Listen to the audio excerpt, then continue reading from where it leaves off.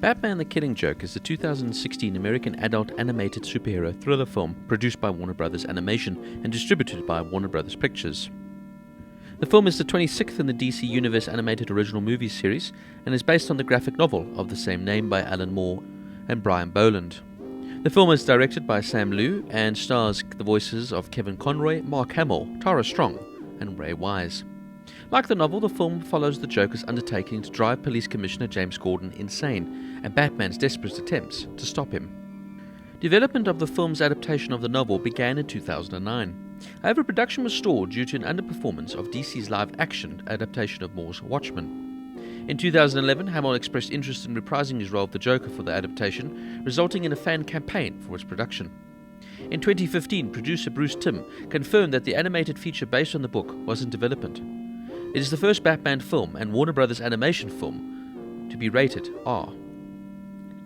The film premiered at the San Diego Comic-Con on July 22, 2016. Originally intended to be released directly on home video, due to its popularity, the film was initially released simultaneously in theaters and digitally on July 25, 2016. The film grossed $4.4 million and became the 9th highest grossing R-rated animated film worldwide. Now, for me, The Killing Joke is one of the best graphic novels ever written by one of the best graphic writers of all time in Alan Moore, a man responsible for V for Vendetta, Watchmen, and From Hell, to name a few. Complex, dark, and serious, it is one of the few stories that takes the Joker seriously, not as a laughable menace, but as a mass-murdering psychopath with genius intellect and a man who thrives on chaos and watching the world burn.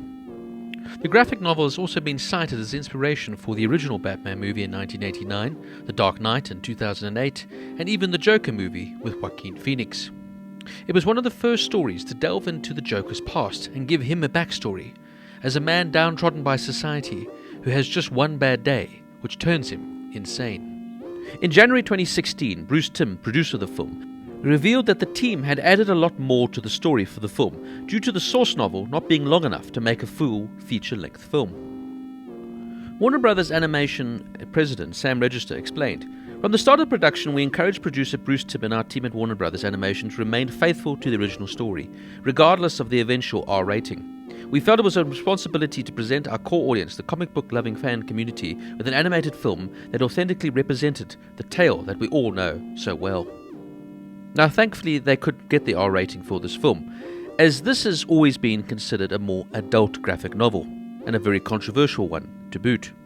The background to Barbara Gordon's storyline has always appalled readers who couldn't grasp the idea of such a vile and heinous act being partaken in the fantasy universe of Batman.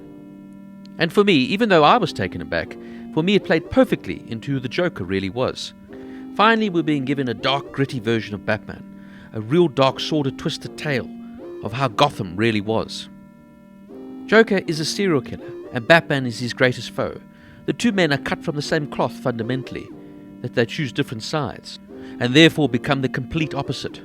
Joker is over the top, flamboyant, almost cartoonish. Batman is sullen, withdrawn, and brooding. And their conflict is wonderful to see play out in front of us. For me, this story perfectly encapsulates this. I would love to see the live-action take of the story, but in many ways we got that with The Dark Knight. The animated film, though, brought this to life as well as it could. A lot of people criticized the pre-story, but otherwise the movie would have just been 45 minutes long, so I felt the additional story played well into the main Killing Joke premise. I mean, the mere fact that we get to see Barbara Gordon have sex now with Batman in an animated film, well, was quite surprising. But in the same breath, lent to the story arc perfectly, as you now became invested in Barbara Gordon more so that when the tragedy happens to her, you really feel it much more. And the awful humiliation of James Gordon, the beloved police officer who's always been on Batman's side, always breaks my heart. And of course, who can forget the iconic scene at the end, where Batman and Joker laugh. It's one of the few times that you actually see Batman laughing. And I love how the Joker's laugh trails off, but Batman continues to laugh, leaving the ending as ambiguous as the comic. And of course, having the wonderful Mark Hamill come back to play the Joker after he had said that he'd quit the role and would never play it again, unless a movie of The Killing Joke was made.